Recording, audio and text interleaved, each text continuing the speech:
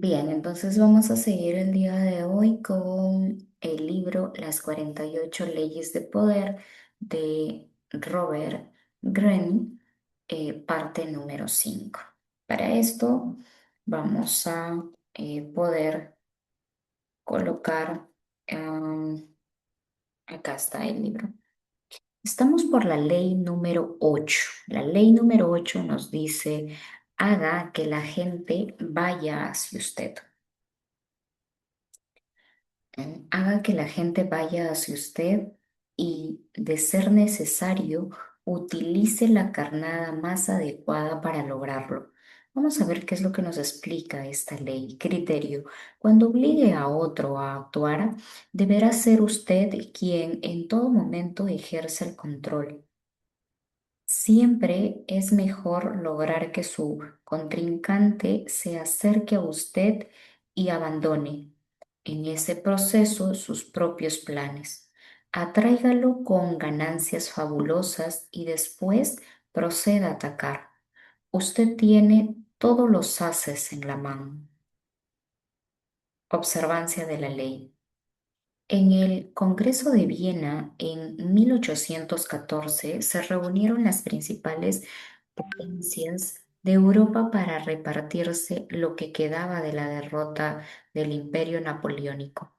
La ciudad era una fiesta y los bailes de gala eran lo más espléndidos que se hubiera visto jamás. Sin embargo, Napoleón seguía proyectando su sombra.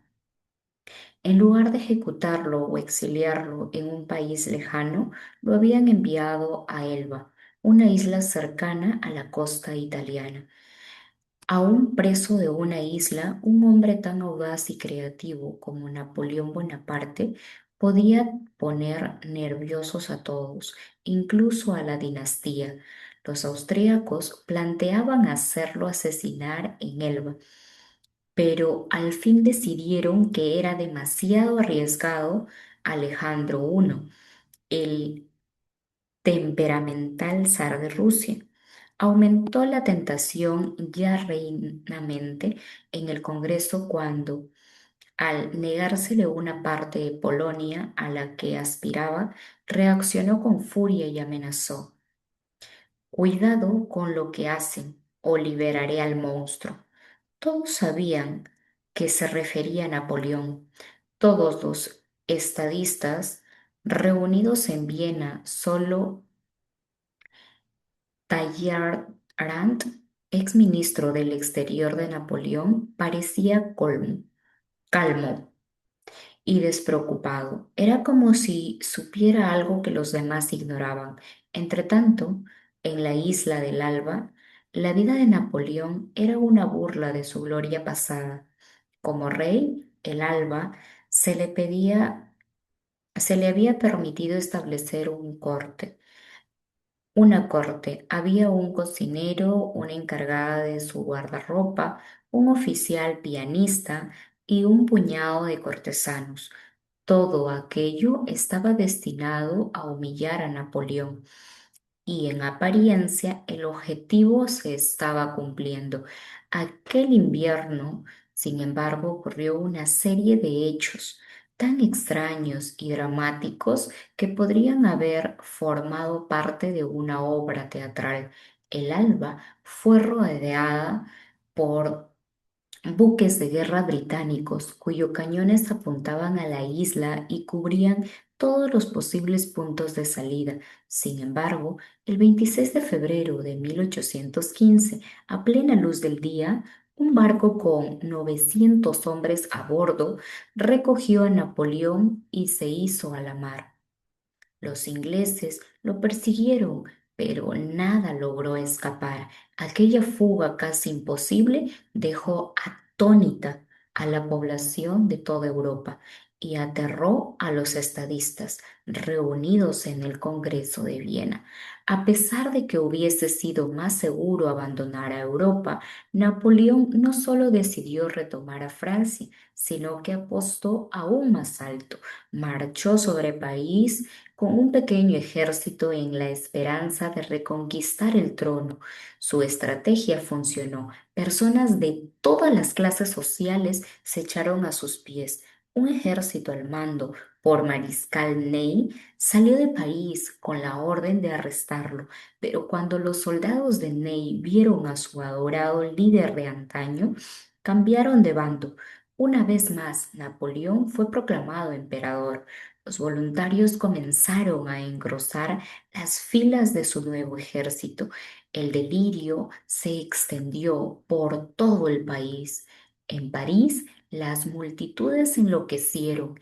El rey que había reemplazado a Napoleón huyó del país. Durante 100 días siguientes, Napoleón gobernó Francia. Sin embargo, el delirio pronto fue cediendo. Francia estaba en bancarrota, sus recursos se habían agotado y no había mucho que Napoleón hubiese hacer para revertir la situación. En junio de ese mismo año, en la batalla de Waterloo, fue definitivamente derrotado. Esta vez sus enemigos habían aprendido la lección. Lo exiliaron de la árida isla de Santa Elena, frente a la costa occidental de África. Allí perdió toda la esperanza del poder fugarse. Interpretación. Solo varios años después se conocieron los entretelones de la dramática fuga de Napoleón de la isla El Alba. Antes de decidirse a dar un paso tan audaz, los visitantes a su corte le habían dicho que era más popular que nunca en Francia y que en el país volvería a recibirlo con los brazos abiertos. Uno de aquellos visitantes era el general austríaco Kohler, quien convenció a Napoleón que, si fugada de su prisión, las potencias europeas, incluida Inglaterra, aceptarían su regreso al poder. Se le surgió a Napoleón que los ingleses lo dejarían escapar y en efecto su fuga se produjo en medio de la tarde, a la plena vista de los británicos. Lo que Napoleón no sabía era que detrás de todo aquello había un hombre que manejaba los hilos cual había titiritero. Ese hombre era su exministro, Talleyrand. Y Talleyrand hacía todo aquello no para resucitar los tiempos de gloria de Napoleón, sino para aplastarlos de una vez por todas. Consideraba que la ambición del emperador desestabilizaba toda Europa y hacía ya tiempo que se había vuelto contra de él. Cuando Napoleón fue exiliado a Elba, Talleyrand protestó con vehemencia y afirmó que era preciso enviarlo mucho más lejos, pues de lo contrario nunca habría paz en Europa. Pero nadie le prestó atención. En lugar de forzarse por interponer su opinión, Talleyrand se tomó su tiempo trabajando entre bambalinas, consiguió adhesión de Castlereagh y Metternich, los ministros del exterior de Gran Bretaña y Austria, respectivamente. En una acción conjunta, los tres hombres tendieron las carnadas para tentar a Napoleón a fugarse a su exilio. Incluso la visita de Kohler, que fuese a susurrar promesas de gloria al oído del exiliado, constituía parte del plan. Como maestro de la estrategia, Trevor planeó todo lo por anticipado. Sabía que Napoleón caería a la trampa de que le había tendido. También previo que Napoleón llevaría otra vez a Francia a una guerra y que dada la débil condición en que se encontraba el país, no podría durar más que unos pocos meses. Un diplomático de Viena que comprendió que Talleyrand Estaba detrás de todo lo ocurrido, comentó, incidió la casa a fin de salvarla de la peste. Cuando colocó cebo por ciervos, no disparó sobre la primera cervatilla que se acerque a olisquear, sino que esperó a que se haya reunido toda la manada. Claves para alcanzar el poder. ¿Cuántas veces en la historia se ha repetido la siguiente situación? Un líder agresivo lleva a cabo una serie de movimientos audaces que le confieren gran poder. Sin embargo, poco a poco su poder alcanza el punto máximo y pronto todos se vuelven contra él. Sus numerosos enemigos se unen en sus intentos de conservar el poder. El líder se agota al ir a una dirección y en otra, hasta que inevitablemente cae. La razón por la cual este esquema se reitera a menudo es que la persona agresiva muy rara vez ejerce el control sobre una situación. Como no puede ver más que unos pocos pasos hacia adelante, no logra ver las consecuencias de este o aquel movimiento, dado que se ve obligado constantemente a reaccionar ante los movimientos de sus enemigos, cada vez más numerosos, y las imprevistas consecuencias de sus propias y drásticas reacciones. Su energía agresiva se vuelve contra él mismo. En los ámbitos del poder, usted debe plantearse las siguientes preguntas. ¿Qué sentido tiene moverme frenéticamente en distintas direcciones, tratando de resolver problemas y derrotar a mis enemigos si nunca logro controlar la situación? ¿Por qué siempre tengo que reaccionar a los hechos en lugar de dirigirlos? La respuesta es simple. Usted tiene una idea equivocada del poder. Usted confunde acción agresiva con acción eficaz. Y la mayoría de las veces la acción más eficaz es permanecer en segundo plano, mantener la calma y dejar que otros terminen frustrados por las trampas que usted les ha tendido, apuntando a un poder a largo plazo y no a un triunfo rápido e inmediato. Recuerde, la esencia del poder es la capacidad de mantener la iniciativa de lograr lo que los demás reaccionen frente a sus acciones y conseguir que sus adversarios y a quienes lo rodean se pongan a la defensiva. Cuando logre que los demás vayan hacia usted, pronto controlará la situación, y el que controla la situación es el que tiene el poder. Para alcanzar esta situación deben suceder dos cosas. Usted deberá aprender a dominar a sus emociones y no actuar nunca bajo la influencia de la ira, pero mientras tanto deberá jugar con la tendencia natural del ser humano a reaccionar con ira cuando los presionan o engañan. A la larga, la capacidad de hacer lo que los demás vayan hacia usted es una arma mucho más poderosa de cualquier otra herramienta de agresión. Analice de qué manera Talleyrand, el maestro de este arte, llevó a cabo su delicada estrategia. En primer lugar, superó el impulso de tratar de convencer a sus colegas de la necesidad de desterrar a Napoleón a un lugar muy distante. Es muy natural desear persuadir a los demás, defender la propia causa e imponer la propia voluntad mediante la oratoria, pero esto a menudo se volverá en su contra.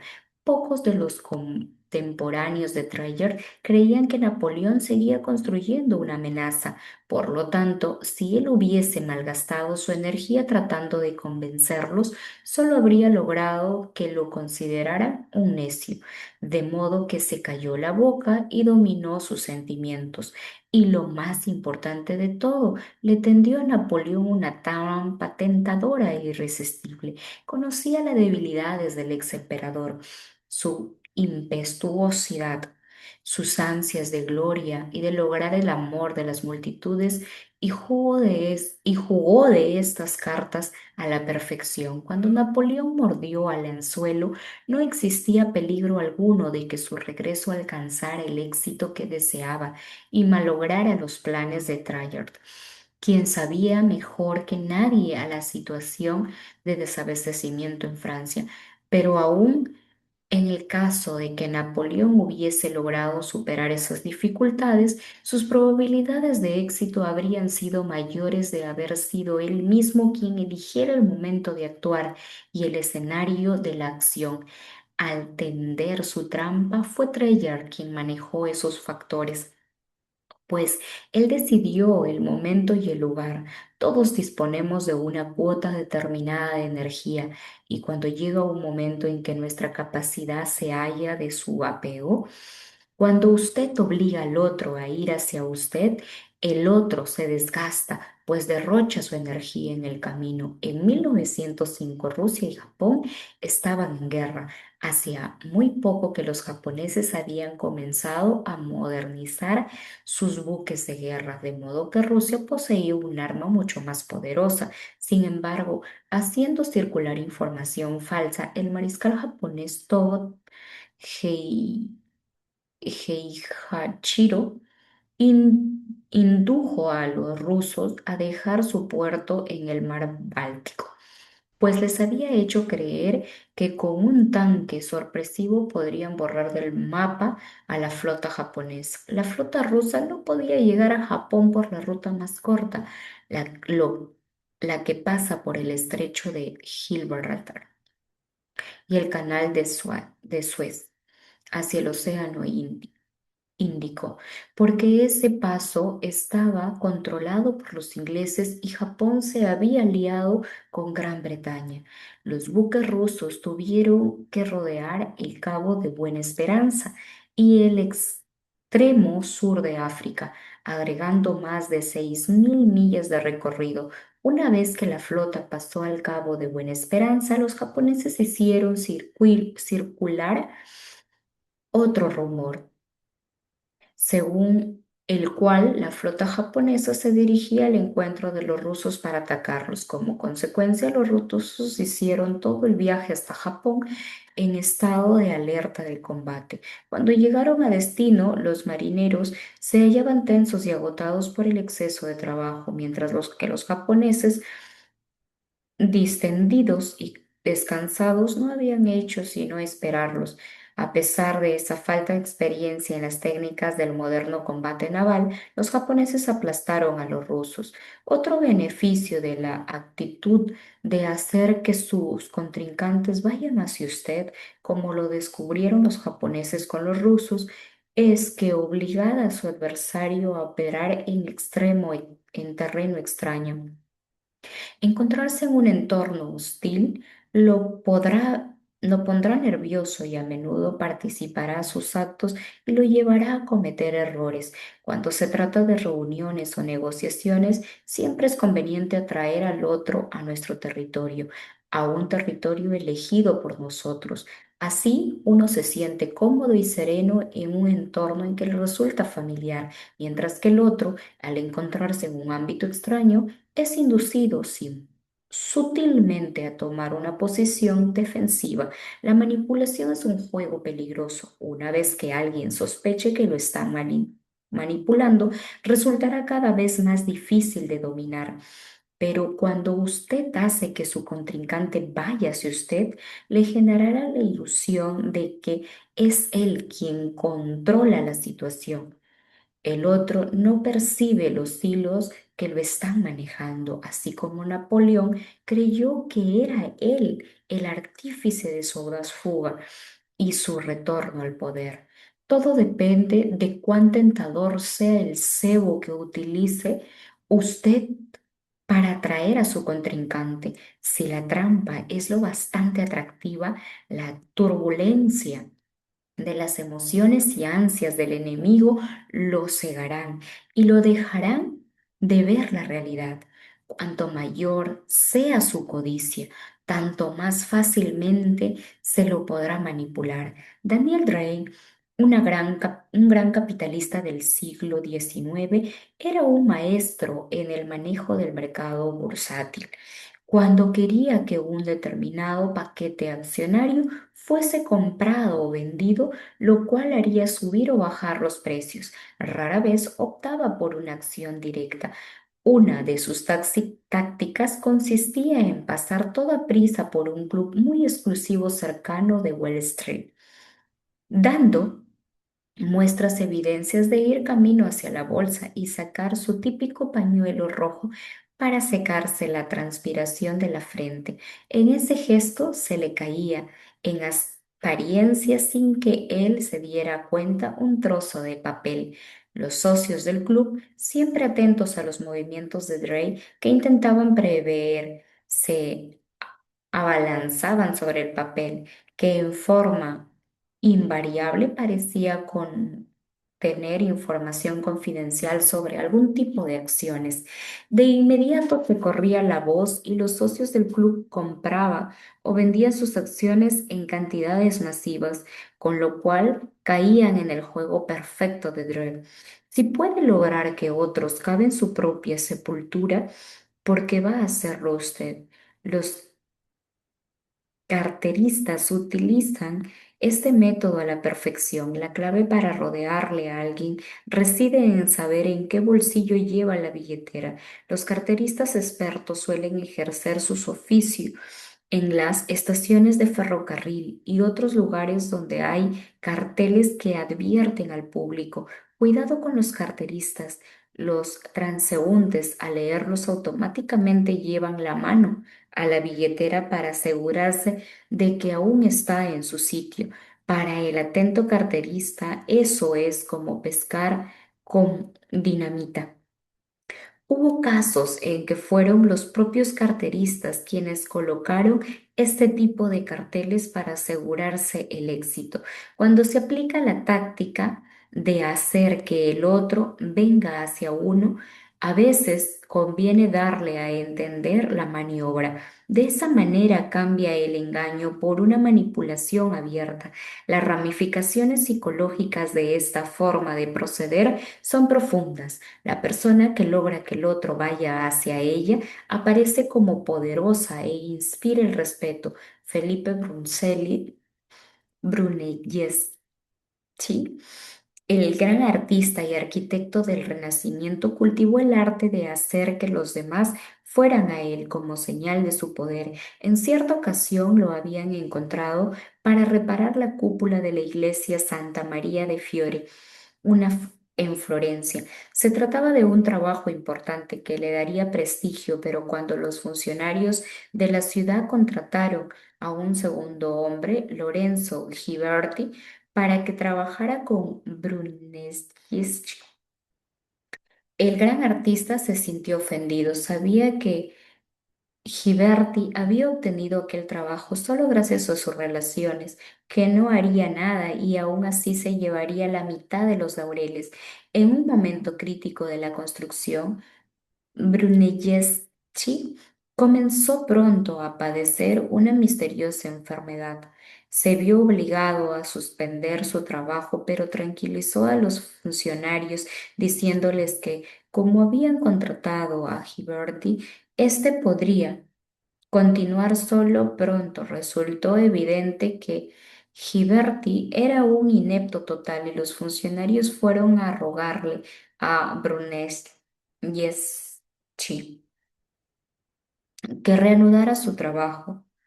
Brunelleschi ignoró sus ruegos e insistió en Ghiberti debía terminar el proyecto. Por último, sus empleados se dieron cuenta de cuál era el problema y despidieron a Ghiberti. En forma milagrosa, Brunelleschi Yeschi se recuperó al cabo de pocos días. No tuvo necesidad de manifestar su ira ni de ponerse en ridículo. Simplemente aplicó la táctica de hacer que los demás vayan hacia usted.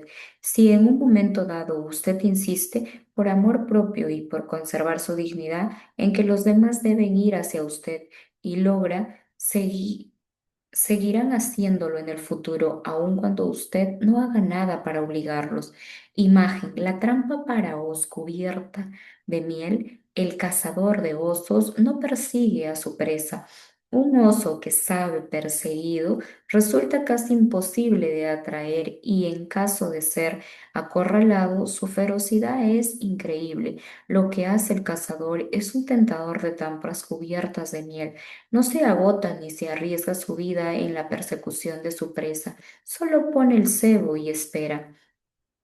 Autoridad, el buen guerrero hace que los demás vayan hacia él y no va hacia él hacia los demás.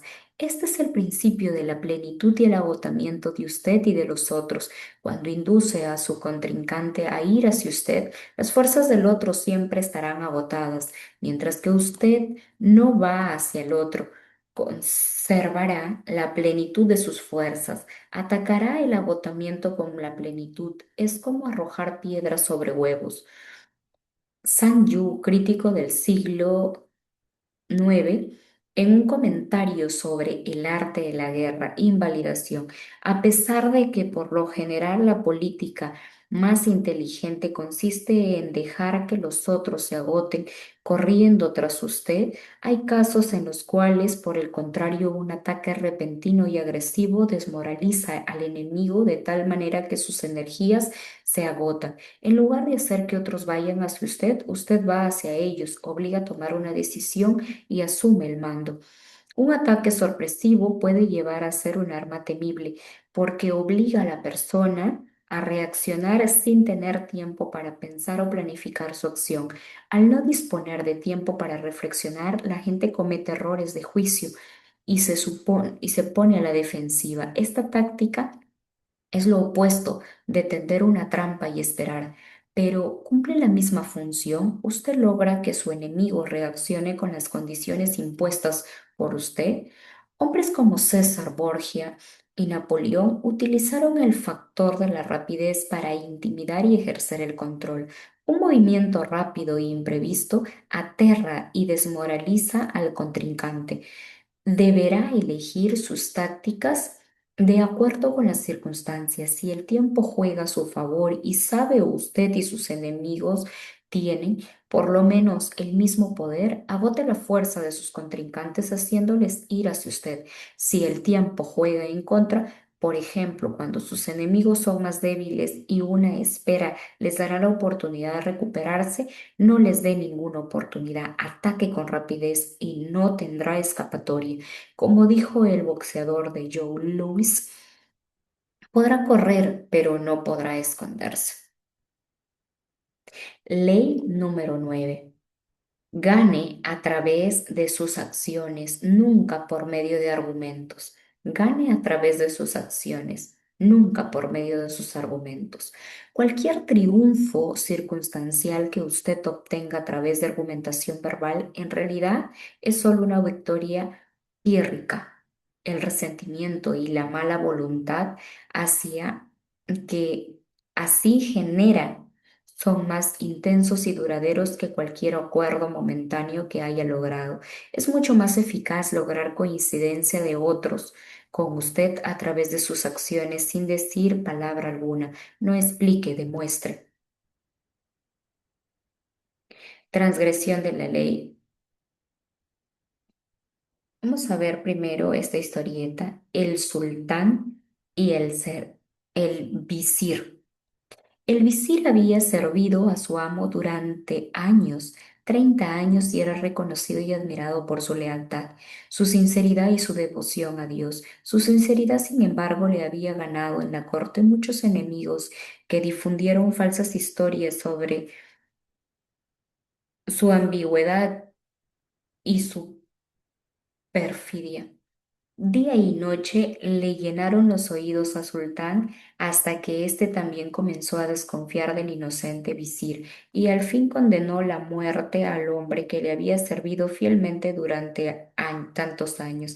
En aquel lugar era costumbre que los condenados a muerte fuesen atados de pies y manos y arrojados al corral en el cual el sultán tenía encerrados a sus feroces perros de caza que de inmediato se abalanzaban sobre la víctima y la desgarraban. Sin embargo, antes de ser arrojado a los perros, el visir pidió que se le concediera un último deseo. Me gustaría que me dieran 10 días de gracia para que pueda pagar mis deudas, cobrar lo que deben, devolver los objetos cuya guarda me fue encomendado por la gente, distribuir mis bienes entre mis miembros de mi familia y mis hijos y designar un tutor para estos últimos. Desde argumentarse de que el visir no se fugaría, el sultán le concedió el pedido y el visir corrió a su casa, recogió 100 monedas de oro y fue a visitar al cazador que le cuidaba los perros del sultán. Le ofreció las 100 monedas de oro y le dijo, déjame cuidar a los perros durante 10 días. El cazador accedió y durante los 10 días se siguieron, se siguieron el visir. Cuidó de las bestias con suma atención, limpiándolas, cepillándolas y alimentándolas de lo mejor. Al final del 10.º día los perros comían de sus manos. Al 11.º día el visir fue llamado ante la presencia del sultán. Se repitieron los cargos y el gobernante observó cómo ataban de pies y manos al visir y lo arrojaban a los perros. Sin embargo, en contra de lo que todos esperaban, cuando los perros lo vieron, corrieron hacia él, meneando la cola, le lamieron afectuosamente los hombros y comenzaron a juguetear a su alrededor. El sultán y los demás testigos lo echaron, quedaron pasmados. Cuando el sultán le preguntó por qué los perros le habían perdonado la vida, el visir contestó, estuve cuidando de estos perros durante 10 días. Usted ha visto los resultados con sus propios ojos. Al sultán lo he cuidado durante 30 años. ¿Y cuál es el resultado? Me condenan a muerte sobre a base de las acusaciones de mis enemigos. El sultán se arrojó avergonzado. No solo le perdonó la vida al visir, sino que le obsequió lujosas vestimentas nuevas y le entregó a prisioneros a los hombres que lo habían calumniado. El noble visir los puso en libertad y siguió tratándolos con amabilidad. Interesante. Claro, ¿de qué sirve en realidad tratar de la misma manera que nos tratan? ¿No? Si es con maldad. Ahí está un claro ejemplo que a veces la lealtad de los animales es más fuerte que a veces de los humanos, que siempre piensan de repente de una manera cizañosa maltratar a otra persona, ¿no? Cuando no hay necesidad de ello.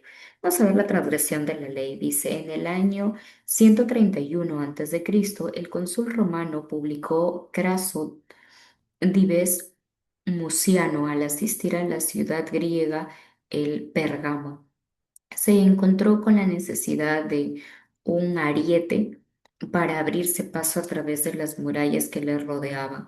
Algunos días antes había visto unas grandes mástiles en un astillero de Atenas, de modo que ordenó que le enviaran de inmediato el más grande. El ingeniero militar de Atenas que recibió la orden consideró que lo que el cónsul necesitaba era el mástil más pequeño. Habló y tratando de convencer a los soldados que los transmitieron el pedido y explicaron que el mástil más pequeño era mucho más adecuado para el fin que se le daría. Además, sería más fácil de transportar. Los soldados le advirtieron que su amo no era un hombre cuyas órdenes se podían discutir, pero el ingeniero insistió en que el mástil más pequeño sería el único que funcionaría con una máquina que él estaba construyendo para empujarlo. Diseñó diagramas para tras diagramar y llegó al extremo de afirmar que después de todo él era el experto en la materia y en los soldados no tenían ni idea de lo que hablaban. A su vez los soldados que conocían a su jefe convencieron al fin al ingeniero de que lo convenía tragarse su pericia y obedecer la orden transmitida. Una vez que los soldados se retiraron, el ingeniero siguió reflexionando sobre el asunto. ¿Qué sentido tenía obedecer una orden que llevaría al fracaso? Se preguntaba. Así que envió el mástil más pequeño, seguro de que el cónsul comprendería cuanto más eficaz era y lo recompensaría con quietud. Cuando el mástil más pequeño llegó a destino, Muciano exigió una explicación a sus soldados. Estos le contaron que el ingeniero había presentado infinidad de argumentos a favor del mástil más pequeño, pero que al fin había prometido enviar al mástil más grande. Muciano se puso furioso, no podía concentrarse en el sitio ni considerar la importancia de derribar las murallas antes de que la ciudad recibiera esfuerzos. Lo único que podía pensar era que el impertinente ingeniero, de modo que ordenó que lo llevaran de inmediato a su presencia. Cuando llegó algunos días después, el ingeniero explicó al cónsul con todo detalle las razones por las cuales el mástil más pequeño era el más adecuado. Dijo que siempre era bueno escuchar a los expertos de la materia y que si intentaba el ataque con aire más pequeño no lo lamentaría. Muciano esperó a que el ingeniero concluyera con su exposición. Luego lo hizo desnudar delante de los soldados y azotarlo hasta causarle la muerte. Interpretación. El ingeniero cuyo nombre no era registrado la historia, había dedicado toda su vida al diseño del mástil y columnas y era respetado como el mejor ingeniero de una ciudad que descollaba en las ciencias. Sabía que tenía razón. Un ariete más pequeño permitiría imprimirle mayor velocidad y por lo tanto ejercer mayor fuerza.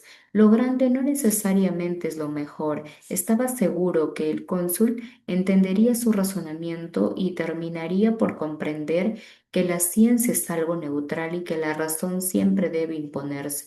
¿Cómo podría el cónsul persistir en su ignorancia si el ingeniero le demostraba con detalles, diagramas, las teorías que se basaban en su recomendación? El ingeniero militar era el prototipo del argumentador, un tipo de persona que se encuentra en todas partes y en todos los tiempos. El argumentador no comprende que las palabras nunca son neutrales y que al discutir con su superior impugna la inteligencia de alguien más poderoso que él.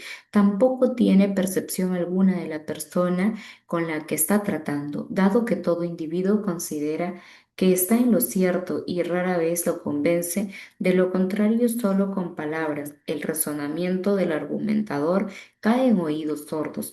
Cuando se ve acorralado, lo único que se le ocurre hacer es seguir discutiendo, con lo cual cava su propia fosa. Una vez que he logrado que la otra persona se siente insegura e inferior en cuanto a sus convicciones, ni la elocuencia de Sócrates podría salvar la situación.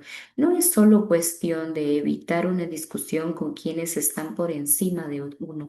Todos creemos expertos en el ámbito de las opiniones y el razonamiento, por lo tanto, hay que ser muy cuidadosos. Aprenda a demostrar lo acertero con sus ideas en forma indirecta. Observancia de la ley. En 1502, en el taller de la iglesia de Santa María de Fiore, en Florencia, Italia, se encontraba un enorme bloque de mármol. Había sido un magnífico pedazo de piedra en bruto, pero un torpe escultor que lo había perforado por error, dejando un agujero en el sitio donde debían tallarse las piernas de una figura. Pero Soderini, el alcalde de Florencia, pensó en salvar el bloque estropeado, encargado en la escultura de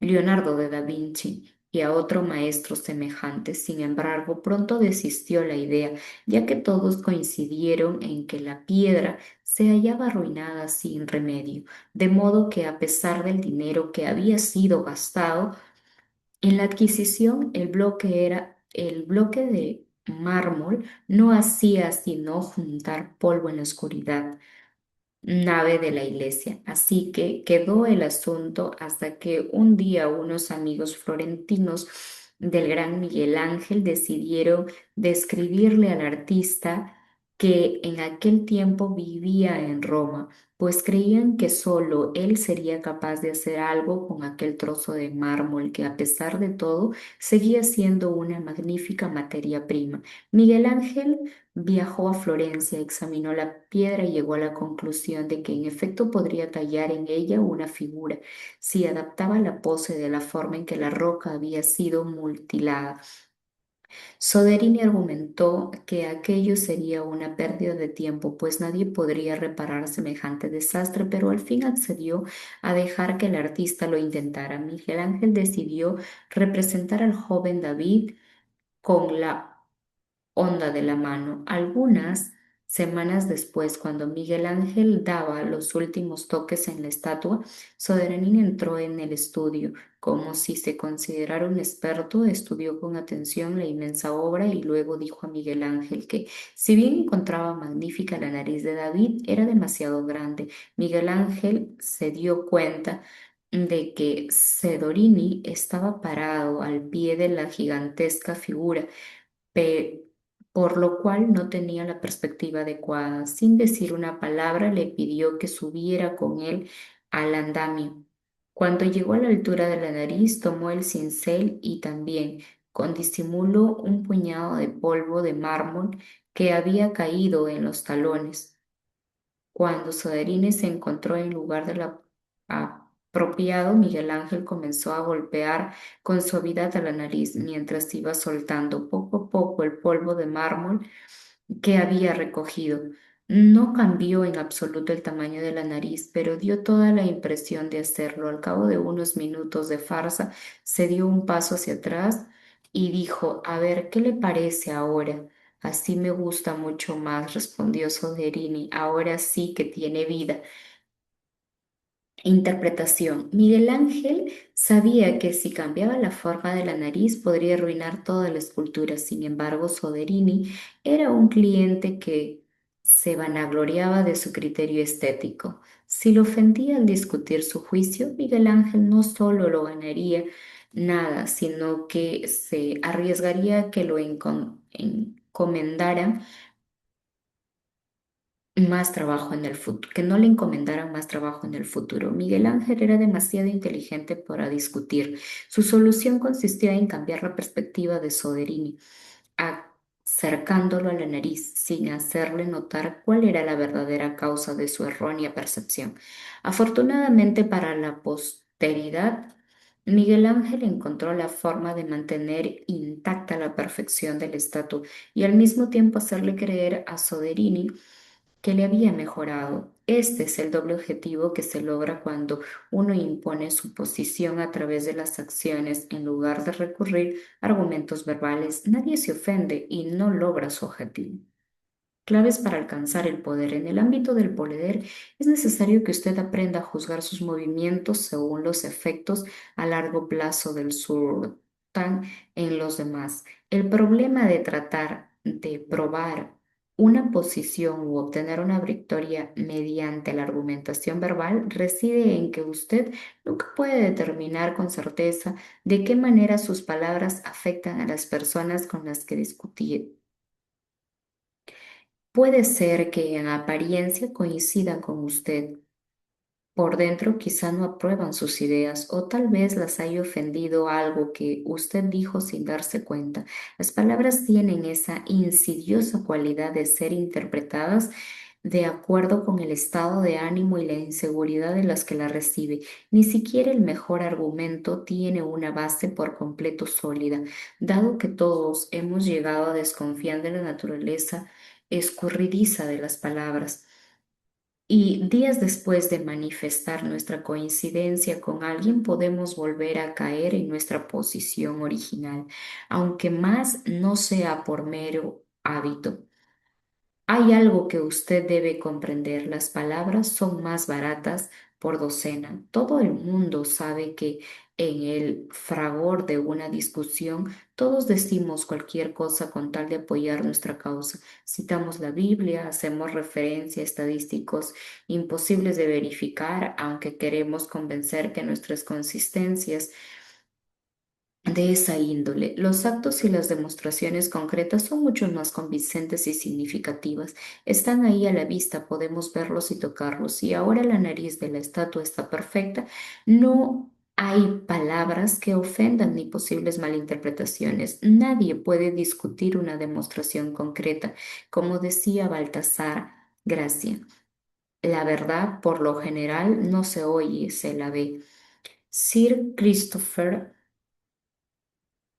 Wren fue la revisión inglesa del hombre renacista que había logrado dominar las ciencias matemáticas, la astronomía, la física y la fisiología. Sin embargo, durante la larga carrera como el más celebrado arquitecto de Gran Bretaña, muchas veces sus clientes le pidieron que introdujera en sus diseños cambios contraproducentes o impracticables. Crane siempre evitó toda discusión u ofensa. Tenía otras formas de demostrar que era lo correcto. En 1688, Crane diseñó un magnífico edificio para el ayuntamiento de la ciudad de Westminster. Sin embargo, el alcalde no quedó satisfecho con el diseño. Le dijo a Oren que temía que la planta alta no fuera segura y pudiera derrumbarse sobre su oficina. Ubicada en la planta baja, exigió a Green agregara dos columnas de piedra para reforzar el apoyo. Green, que era un ingeniero consumado, sabía que aquellas columnas no culminarían propósito alguno y que los temores del alcalde carecían de fundamento, pero a pesar de ello construyó las dos columnas y el alcalde quedó muy contento. Solo muchos años después, unos obreros súbitos a su andamio para realizar trabajos de mantenimiento vieron que las columnas terminaban justo debajo del cielo raso. Eran columnas falsas. Pero los dos hombres obtuvieron lo que querían. El alcalde se quedó tranquilo y Grant sabía que la prosperidad comprendía que su diseño original funcionaba y que las columnas eran superfluas.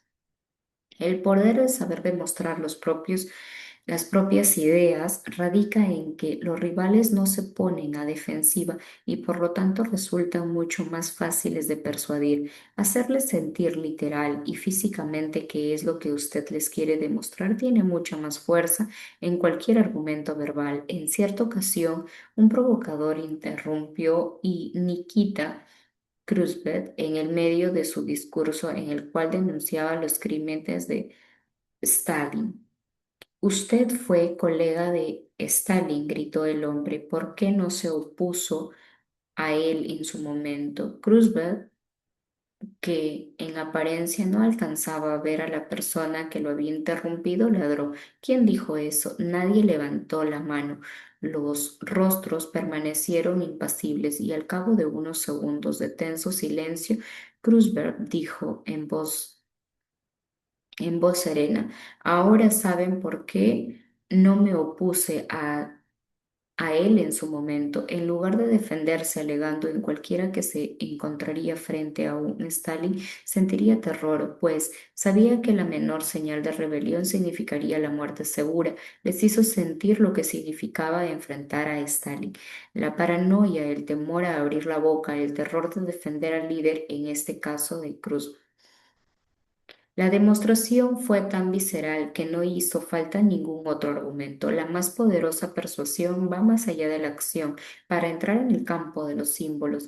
El poder del símbolo, una bandera, un mito, un monumento o algún hecho emotivo, es algo que todos entienden sin necesidad de palabras. En 1975, cuando Henry Kissinger se hallaba enfrascado en sus frustrantes negociaciones con los israelíes acerca de la devolución de la parte de la península de Sinai que habían conquistado durante la guerra en 1967, decidió suspender de pronto una reunión muy tensa y hacer un poco de turismo. Visitó las ruinas de la antigua fortaleza de Masada, conocida por todos los israelíes por ser el sitio donde en el año 73 después de Cristo 700 guerreros judíos habían saltado a un abismo y en un acto suicidio masivo, antes de rendirse ante el ejército romano, se sitiaba la fortaleza. Los israelíes comprendieron que inmediato el mensaje tácito de la visita de Kinsger a aquel lugar los estaba acusando indirectamente de encontrarse al borde de un suicidio masivo. A pesar de esa visita en sí misma, no cambió su forma de pensar, lo hizo reflexionar en forma mucho más profunda, algo que en una advertencia directa no habría logrado. Los símbolos de este tipo conllevan un gran significado emocional. Cuando busca alcanzar el poder o conservarlo, procure siempre ir por la ruta indirecta. También elija con cuidado qué batallas quiere librar. Si en a largo plazo no importa si la persona coincide con usted o no, o si el tiempo y las experiencias personales del otro le habrán entender lo que usted quiere decirle. Lo mejor es no molestarse en demostrar nada, ahorre sus energías y aléjese.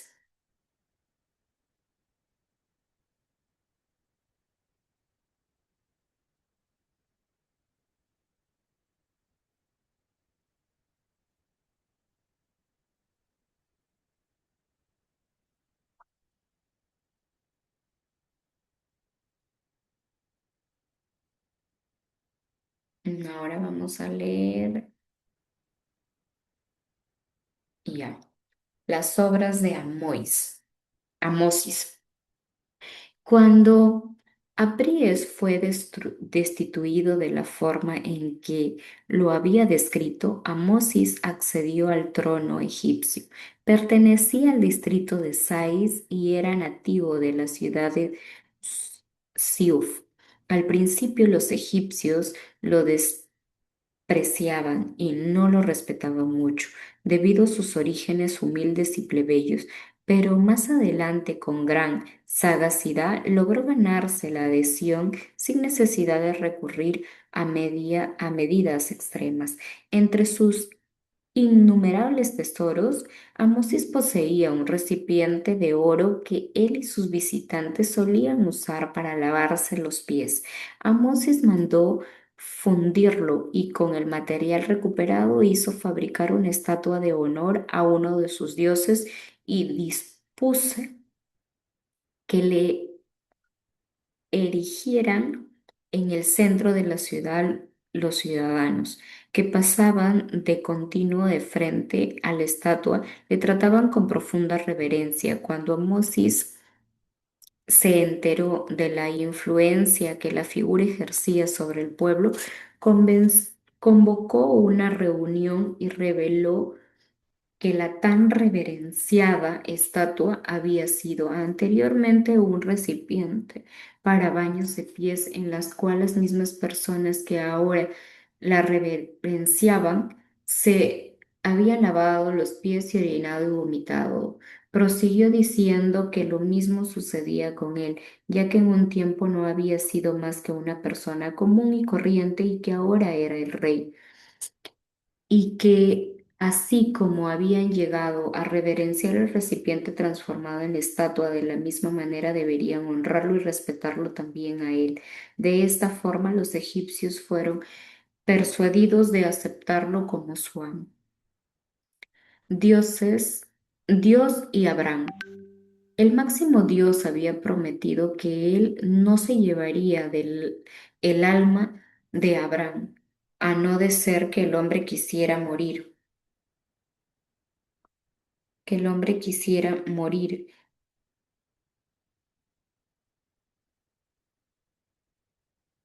quisiera morir y le pidiera que lo llevara con él.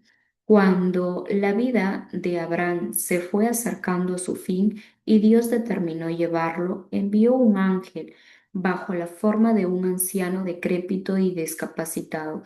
El anciano se detuvo delante de la puerta de Abraham y le dijo: Oh Abraham, quisiera algo para comer. A Abraham le sorprendió el pedido del anciano y exclamó: Para ti sería mejor morir que seguir viviendo de estas condiciones.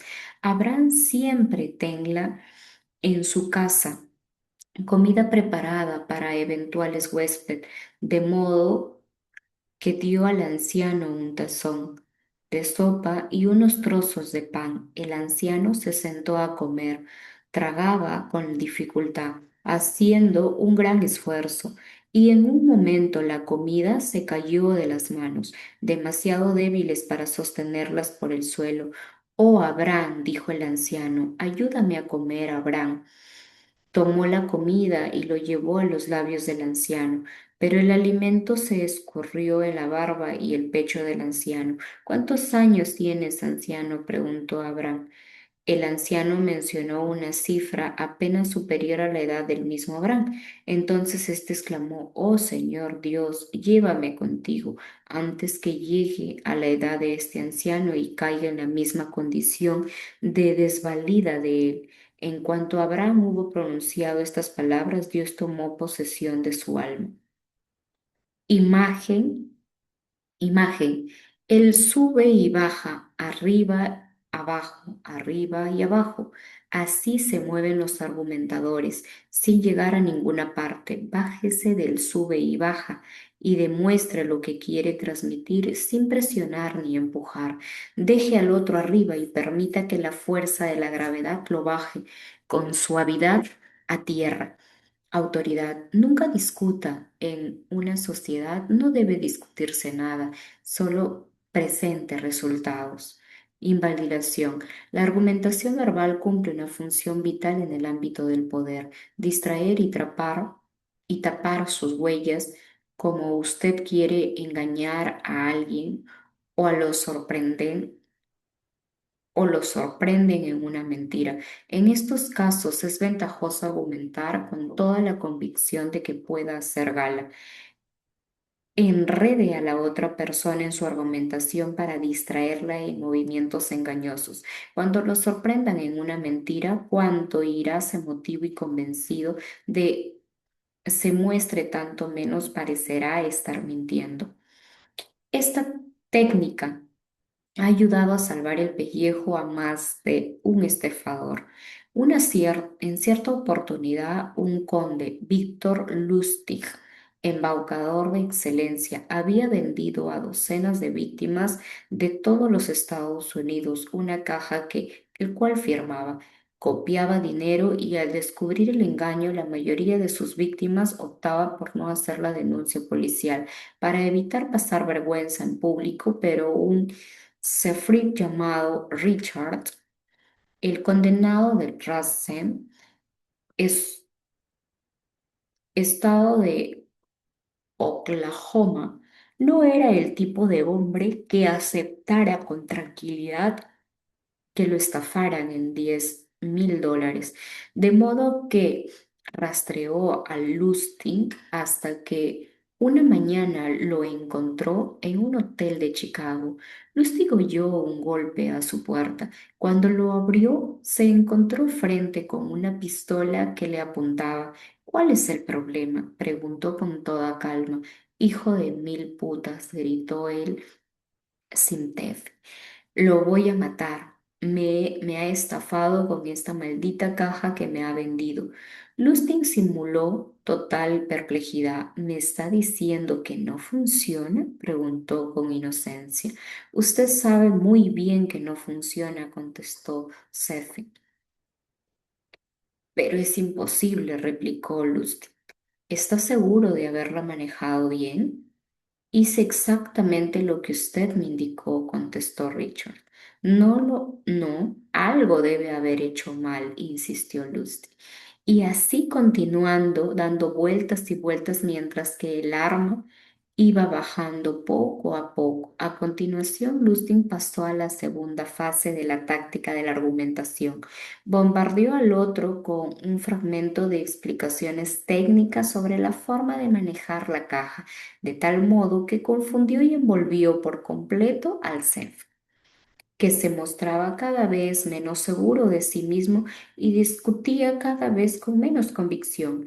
Mire, dijo Lustig al fin, le devolveré ya mismo su dinero. Además, le daré instrucciones por escrito sobre cómo manejar la máquina e iré a verlo a Oklahoma para asegurarme que funcione como es debido. No pudo fallar. No puede fallar. El Freak accedió de mala gana. Para dejarlo totalmente satisfecho, Lustig sacó un fajo de 100 billetes de $100 y los